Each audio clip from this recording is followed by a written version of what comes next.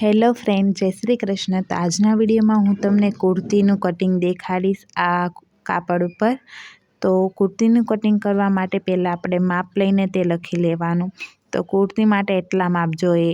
તો લંબાઈ લેવાની, છાતીનું માપ લેવાનું, શોલ્ડર, આર્મહોલ, કમર, હિપ્સ, બાંય અને મોળીનું માપ એટલા માપ લેવાના. અને ગળાના પણ માપ લેવાના. મેં આમાં લખ્યું નથી, પણ આગળનું ગળું અને પાછળનું ગળું એ પણ માપ લઈ લેવાનું. તો હવે આપણે કરીએ કાપડમાં કુર્તીનું કટિંગ. તો અહીંયા મેં કાપડને ચાર ભાગમાં ફોલ્ડ કર્યું છે. આ ફોલ્ડ સાઈડ છે અને આ ઓપન સાઈડ. તો સૌથી પહેલાં આપણે લંબાઈ લેવાની હોય. તો લંબાઈ છે 36 ઇંચ. તો એમાં 2 ઇંચ આપણે એક્સ્ટ્રા ઉમેરવાની, તો થઈ જશે 38 ઇંચની લંબાઈ. ટોટલ આપણે એટલી અહીંયા લેવાની. તો હવે અહીંયા આપણે 2 ઇંચ આપણે શોલ્ડરનું માર્કિંગ કરવાનું છે. તો શોલ્ડર છે 13 ઇંચ. તો એને 2માં ભાગ પાડીએ તો 6.5 ઇંચ થઈ જાય. તો આપણે 6.5 ઇંચ ઉપર એક માર્કિંગ કરી દઈએ. ત્યાંથી આપણે આર્મહોલની સીધી લાઈન ડ્રો કરવાની છે. તો આપણે આર્મહોલ હતા 6 ઇંચ. તો આપણે ત્યાં 6 ઇંચ ઉપર માર્કિંગ કરી દેવાનું.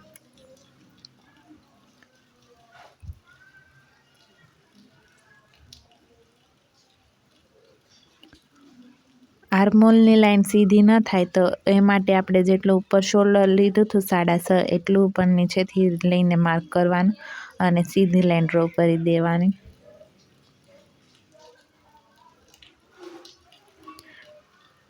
હવે અહીંયા મેં આર્મહોલનો શેપ આપી દીધો છે.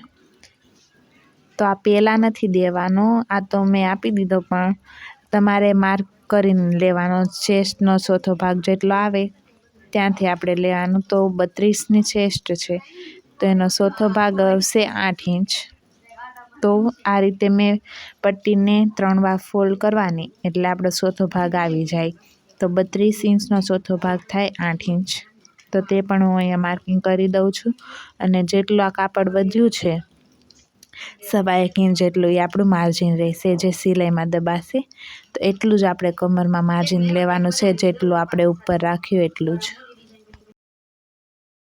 હવે અહીંયા આપણે શોલ્ડરનું માપ લેવાનું છે. તો શોલ્ડર છે આપણું 3.25 ઇંચનું. તો આપણે એમાં 1/2 ઇંચ એક્સ્ટ્રા ઉમેરવાનું છે. તો 3.25 ઇંચ ઉપર આપણે નિશાન લગાડવાનું છે. તો આપણું ગળું પણ રહેશે 3.25 ઇંચનું, ગળાની પહોળાઈ. હવે આપણે ત્યાંથી ઉપરથી આપણે લેન્થ લેવાની છે કમરની અને હિપ્સની. તો અહીંથી કમર છે આપણી 14 ઇંચની લેન્થ ઉપર અને હિપ્સની આપણી લેન્થ છે 21 ઇંચ ઉપર. તો ત્યાં આપણે એક સીધી લાઈન ડ્રો કરી દેવાની છે બહારની બાજુ. હવે આપણે કમરનો ચોથો ભાગ લેવાનો છે. તો કમર છે 27 ઇંચ. તો એનો ચોથો ભાગ થાય 6.25 ઇંચ. તો એ પણ આપણે જે રીતે છાતીનો ભાગનો ચોથો ભાગ લીધો હતો એ જ રીતે લેવાનું છે. તો આવશે 6.25 ઇંચ ઉપર નિશાન લગાડી દેવાનું. હવે અહીંયા જેટલું માર્જિન વધ્યું હતું તેટલું આપણે લેવાનું 1.25 ઇંચ. હવે અહીંયા આપણે હિપ્સનો પણ એ જ રીતે ચોથો ભાગ લઈ લેવાનો. 34 ઇંચનું હિપ્સ આપણું છે.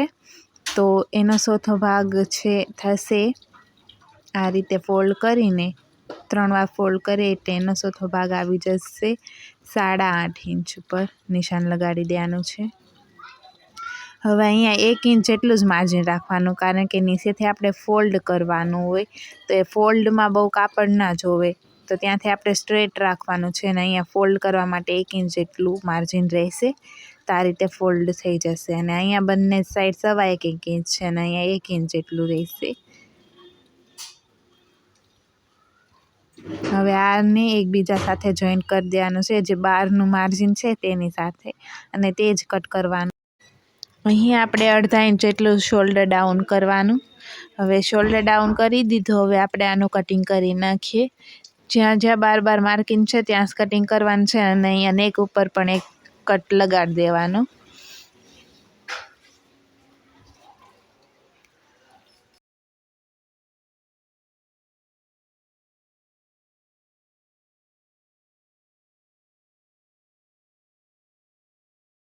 હું અહીંયા નેકનો શેપ દોરી દઉં છું, પણ તે કટિંગ અત્યારે નથી કરવાનો, તે સીવતી વખતે કટિંગ કરશું.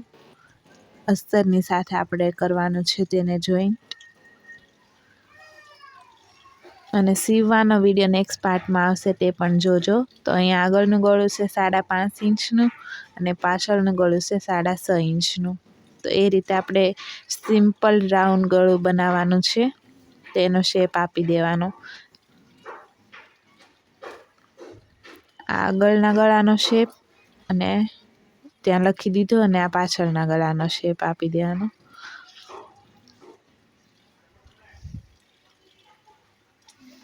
હવે આપણે આગળના ભાગમાં આપણે જે આર્મહોલમાં 1/2 ઇંચ ડાઉન કરીએ તે ડ્રો કરી દેવાનું, અને અંદરથી એક ભાગ કાઢી લેવાનો. એ આપણે બેક પાછળનો ભાગ રાખશું. તો આપણે પાછળનો ભાગ એવી રીતના લખી દઈએ, યાદ રહે તે માટે. અને અહીંયા વચ્ચે પણ કટ કરતા ભૂલી ગઈ હતી, તે આપણે એક સીધું કટિંગ કરી દેવાનું છે.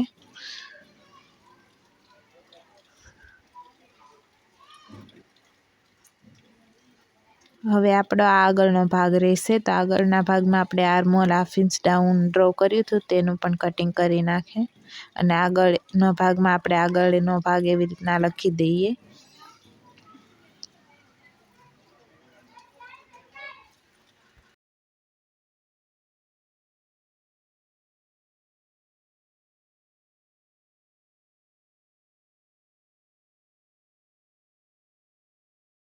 હવે આપણે કુર્તીનું કટિંગ 2 ભાગનું થઈ ગયું છે.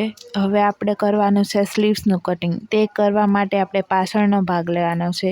તો જેટલું 1.25 ઇંચ 1 ઇંચ જેટલું આપણે માર્જિન લીધું હતું, ત્યાં આપણે એક માર્ક કરી દેવાનો છે. ત્યાંથી જ આપણે આર્મહોલ માપવાના છે સ્લીવ્સ માટે. તો આગળનો ભાગ લઈને હવે પાછળનો ભાગ લેવાનો છે સ્લીવ્સ કટિંગ કરવા માટે. તો સ્લીવ્સને મેં આ રીતે 4 ભાગમાં ફોલ્ડ કરી દીધે છે, એટલે આમાં 2 સ્લીવ્સ બની જશે 2 બાજુની.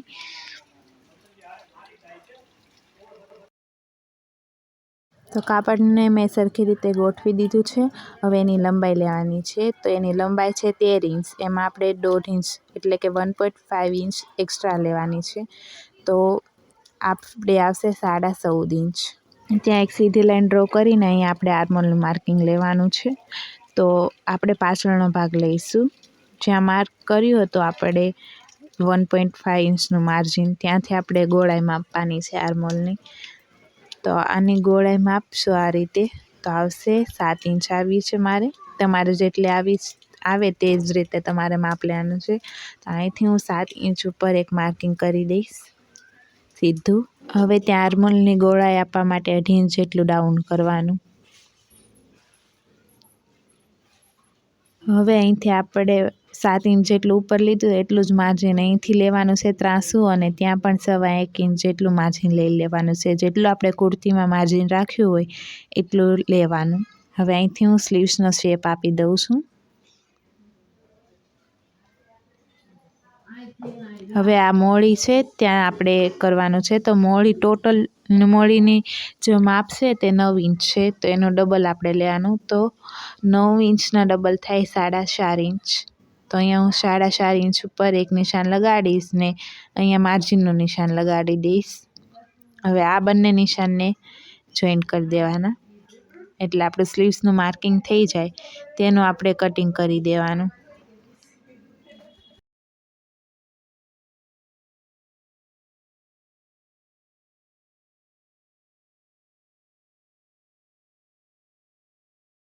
હવે સેન્ટર આપણે કટ લગાડી દઈશું.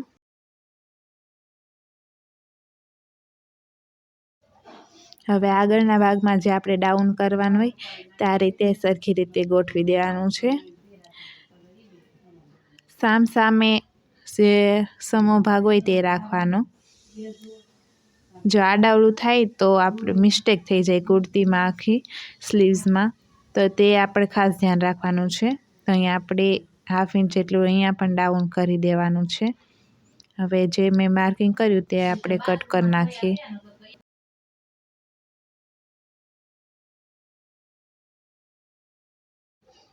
તો અહીંયા એક નિશાન લગાડી દઈએ 2 બાજુ, જેથી આપણને યાદ રહે કે આગળના ભાગમાં આવે. તો આપણું સ્લીવ્સનું પણ કટિંગ થઈ ગયું છે અને કુર્તીનું પણ કટિંગ થઈ ગયું છે.